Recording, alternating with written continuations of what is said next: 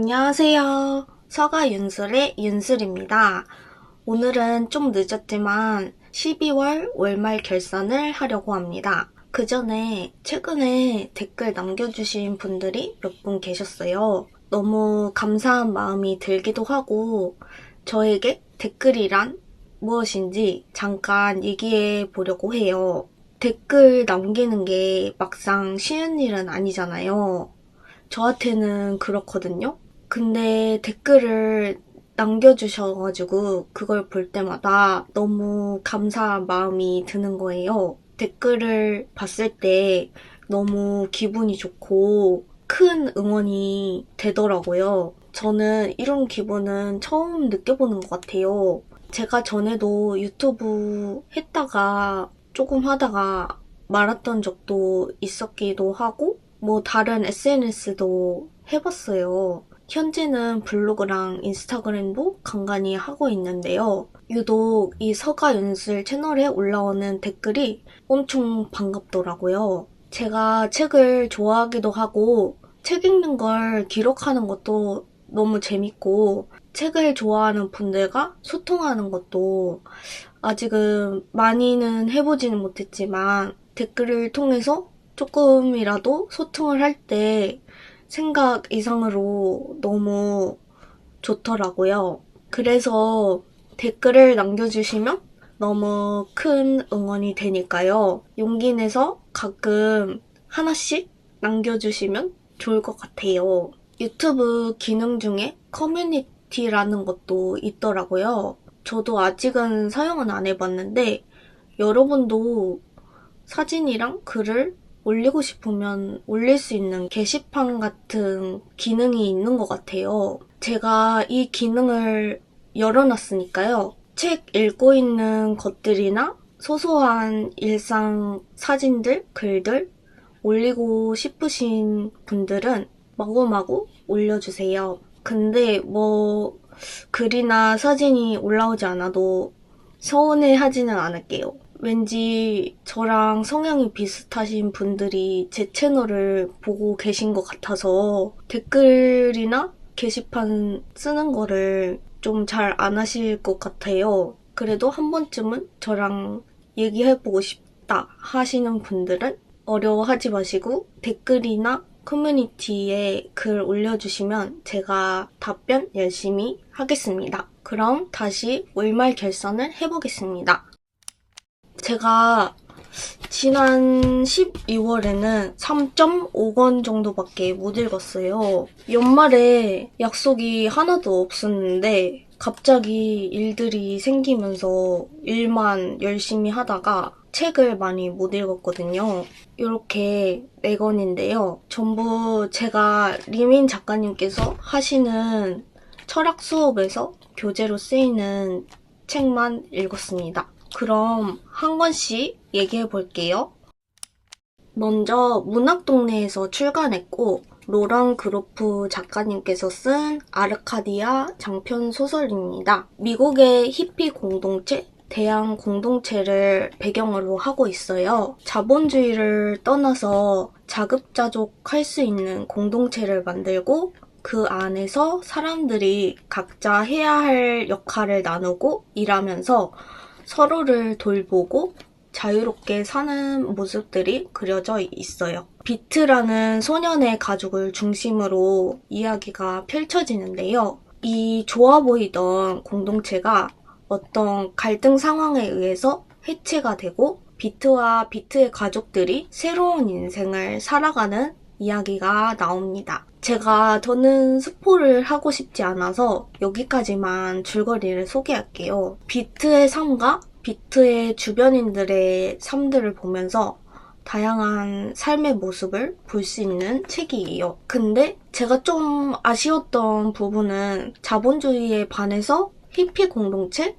대한 공동체가 만들어졌고 여기에 대해서 소설을 읽으면서 되게 흥미가 생겼었는데 갈등이 생겼을 때 문제 해결을 잘 하지 못하고 해체가 되는 부분이 아쉬웠던 것 같아요. 뭔가 자본주의라는 거대한 세계의 구조 속에서는 다른 대한 공동체가 살아남을 수 없는 건가? 하고 좀 아쉬웠던 부분이 있었어요. 소설에서 좋았던 문장도 하나 소개해 볼게요. 사람들은 여기에서 자기가 되고자 하는 모습을 선택하게 돼. 그게 약속이기도 하고, 거의 모든 사람들이 스스로 지은 별명을 갖고 있어. 사람들은 자신이 되고 싶은 것이 되려고 여기 오는 거야. 아르카디아 공동체에서는 자신이 되고 싶어서 잊지 않기 위해 스스로 지은 별명으로 서로를 불러주는데요. 저는 이거 너무 좋은 아이디어라고 생각했어요. 저는 윤슬이라는 이름을 제가 닉네임으로 지어서 쓰다가 개명을 했거든요. 강물이랑 바다를 되게 좋아하는데 물에 비친 빛이 반짝거리는 걸 윤슬이라고 하거든요. 이게 너무 예뻐가지고 저도 인생을 살아갈 때 반짝반짝 이쁘게 지내고 싶어서 지어봤어요. 혹시 여러분도 자기가 지은 별명이 있으신가요? 없으면 한번 별명을 지어보거나 아니면 이름 앞에 수식어를 지어서 불러보시면 어떨까요? 내가 되고 싶은 나를 잊지 않게요. 두 번째 책은 솔 출판사에서 출간한 칼 구스타프 융의 원형과 무의식입니다. 이 책은 심리학 서적인데 철학 수업에서 교재로 쓰였어요. 챗GPT한테 이 얘기를 하니까 융은 심리학자지만 연구의 주제, 질문의 종류 등에서 철학적인 면이 강하다고 해요. 그래서 리민 작가님께서 이 책을 철학 수업 교재로 선택하신 것 같아요. 이 책은 융 시리즈 책 중에 한 권인데요. 융의 연구에서 중요한 원형과 무의식 개념을 설명한 책이에요. 융은 무의식을 의식이 모르는 마음의 영역으로 보았고, 무의식을 개인 무의식, 집단 무의식으로 나누었어요. 개인적 무의식은 내가 잊었거나 억눌렀던 기억, 감정, 경험들이 쌓인 층이고, 집단적 무의식은 인류가 공통으로 공유하는 심층 구조예요. 저는 이 무의식이 있다는 걸 발견한이라고 해야 될까요? 발견한 것도 되게 놀랍다고 생각을 했는데, 이 무의식을 또 개인적 무의식, 집단 무의식으로 나누어서 연구한 융이 참 천재적이다라는 생각을 했어요. 융은 집단 무의식이 있다는 것을 어떻게 알았냐면 나라, 인종, 성별에 상관없이 신화, 꿈, 종교적 상징 등에서 반복해서 나타나는 원형이라는 개념을 발견하면서 집단 무의식이 있다고 주장했어요. 여기서 원형은 성별이나 인종에 관계없이 인류가 공유하는 무의식 속 심리적 패턴을 말하는데요. 이것이 신화, 민담, 종교, 꿈 등으로 나타난다고 해요. 동서양을 막론하고 비슷한 신화, 비슷한 종교, 비슷한 민담이 왜 생겨났을까? 이것이 무의식 속 원형 때문이다 라는 것이 융의 주장인데 저는 이 부분에서 완전 설득당한 것 같아요. 원형에도 모성 원형, 어린이 원형 이렇게 여러 가지 종류가 있고 무의식에 대해서도 좀 더 자세한 설명이 이 책에 쓰여져 있어요. 궁금하신 분들은 읽어보시면 좋을 것 같습니다. 근데 책이 읽기가 쉽진 않아요. 어려운 책인 게 저도 읽을 때 한 90% 정도는 문장 자체가 이해가 잘 안 되는 문장들이 되게 많았어요. 그래도 이렇게 제가 띠지를 많이 붙였잖아요. 군데군데 흥미로운 지점들이 많이 있어가지고 제가 읽다 보니까 융묘 들어가지고 융에 대해서 되게 흥미가 생겼어요.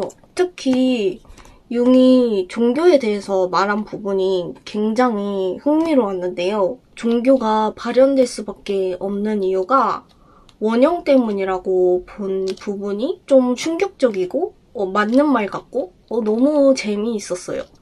제가 책 안에서 이런 글이 있어가지고 이것도 되게 재밌다고 생각이 들어서 한번 읽어볼게요. 정신은 단일성과는 거리가 멀고 그와 반대로 서로 용납되지 않은 충동, 억제와 격정이 부글거리는 혼합물이다. 많은 사람들에게는 그 갈등 상태는 너무도 견디기 어려운 것이어서 신학이 그렇게도 칭송하는 구원을 소망할 정도다. 무엇으로부터의 구원이란 말인가? 당연히 무엇이나 의심쩍은 정신의 상태로부터의 구원이다.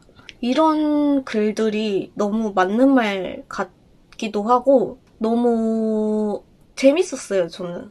융이 신이 있다, 없다 까지는 증명하진 않아요. 이거는 과학의 영역은 아니잖아요. 그렇지만 융이 종교에 대해서 연구해서 알게 된 부분들이 너무 재미있었어요. 이 책에는 종교에 대한 부분이 되게 조금씩만 언급이 되어 있어서 제가 다른 참고할 책들이 있나 좀 찾아봤거든요. 부글북스에서 출간한 심리학과 종교라는 책이 있더라고요.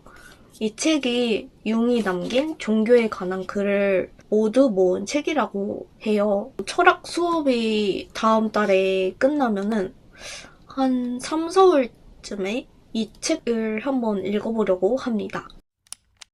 세 번째 책은 창비에서 출간한 W.G. 제발트의 장편소설인 토성의 고리입니다. 표지가 되게 이쁘지 않나요?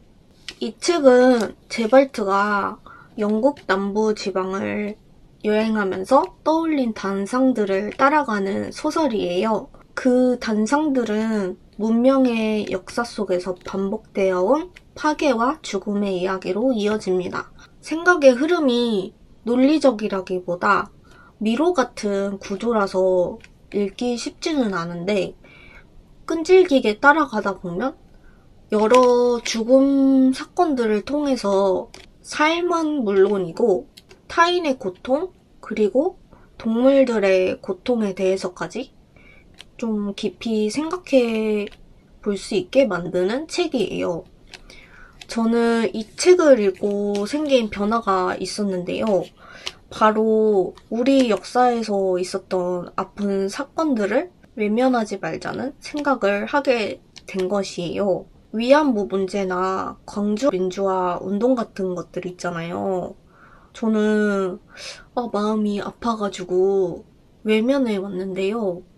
한 명이라도 기억하는 사람이 있어야지 이런 같은 폭력이 일어날 때 비판할 수 있고 막을 수 있다는 생각이 들었어요. 왜 이런 고통스러운 책들을 읽어야 하고 이런 죽음들을 기억해야 하는지 생각해 볼 수 있는 책이라고 생각이 들었습니다.